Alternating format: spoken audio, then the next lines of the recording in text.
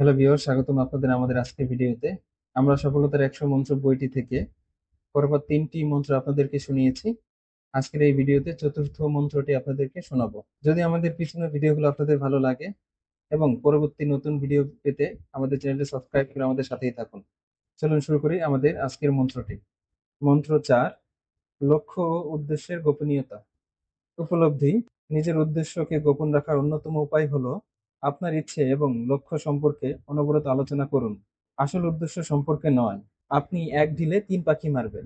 আপনি বন্ধু ভাবাপন্ন, খোলামেলা এবং বিশ্বস্ত প্রতিবাদ হবেন। আপনার উদ্দেশ্য গোপন থাকবে এবং আপনার প্রতিদ্বন্দ্বীদের আধারে ঢিল ছোড়ার দিকে ঠেলে দিবেন। লোককে বিভ্রান্ত করার আরেকটি ক্ষমতাশালী অস্ত্র হলো মিথ্যা আন্তরিকতা। লোক আন্তরিকতাকে সহজেই সততা ভেবে নেয়। আপনি যা বলছেন সেটা তাদের বিশ্বাস করা আপনার বলাকে গুরুত্বপূর্ণ করে। এভাবেই ইয়াগো অথেলোকে প্রতারিত এবং ধ্বংস করেছিলেন। তার বক্তব্যের আবেগ, দেশবিমানের অস্তিত্ব সম্পর্কে তার আপাত আন্তরিকতাকে অথেলো কিভাবে অবিশ্বাস করবে? আপনি যদি ভাবেন যে প্রতারকরা রংবাজ লোক, যারা অত্যাধিক বিস্তারিত, মিথ্যা এবং লম্বা লম্বা গল্প দিয়ে বিভ্রান্ত করে, তাহলে ভুল করবে। লোক প্রতারক অমায়িক এবং অদৃষ্টি আকর্ষণকারী পদ্ধতি ব্যবহার করে, যাতে করে তাদের দৃষ্টি আকর্ষিত না হয়। তারা জানে বেহিসেবি কথা এবং ভাবভঙ্গি তৎক্ষণাৎ সন্দেহের উদ্রেক করে। তাই তারা তাদের লক্ষ্যকে খুব পরিচিতি, নগণ্য, অপ্রীতিকর কথা দিয়ে ঘেরে। আপনি যেমন খুব পরিচিত কিছুর দ্বারা লোকের দৃষ্টিকে সান্ত্বনা দেবেন, তারা আর তাদেরকে প্রতারণা লক্ষ্য করবে না। আপনার ধোঁয়ার পর্দার ধোঁয়া যত বেশি ধূসর এবং সমরূপ হবে, ততই তা আপনার উদ্দেশ্যকে গোপন করতে সহায়ক হবে। সবথেকে সাধারণ ধোঁয়ার পর্দা হলো মুখের অভিব্যক্তি।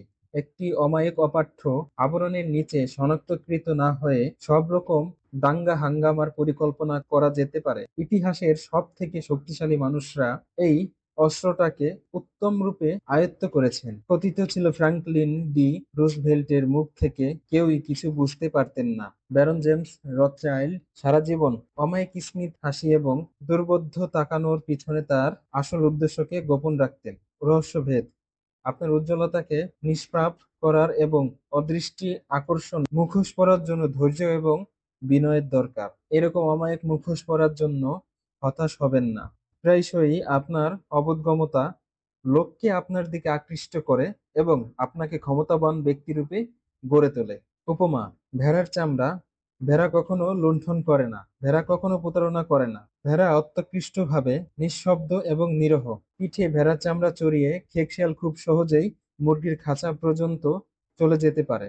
আপনি কি কখনো এমন কোনো রণকুল সেনাপ্রধানের কথা শুনেছেন, যিনি কোনো দুর্গ দখল করার পরিকল্পনা তার শত্রুকে জানিয়ে দিয়েছেন?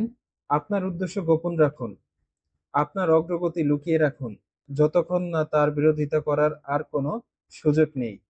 যতক্ষণ না যুদ্ধ জেতা হয়ে গেছে। যুদ্ধ ঘোষণার আগে জয়লাভ করুন। একথায় সেই সব যুদ্ধবাজ লোকদের অনুকরণ করুন, যাদের পরিকল্পনা তারা যেসব ধ্বংস করেছেন সেখান থেকে ছাড়া জানা যায় না। এই উক্তিটি করেছেন নিনন্ডি ইউইনক্লোজ, 1623-1706। তখন আপনাদেরকে পড়ে শোনালাম সফলতার 100 মন্ত্র থেকে 4 নম্বর মন্ত্রটি। আশা করি আপনাদের মন্ত্রটি ভালো লেগেছে। যদি আমাদের ভিডিওগুলো আপনাদের ভালো লাগে, তাহলে আমাদের চ্যানেলটি সাবস্ক্রাইব করে আমাদের পাশেই থাকবেন। ধন্যবাদ।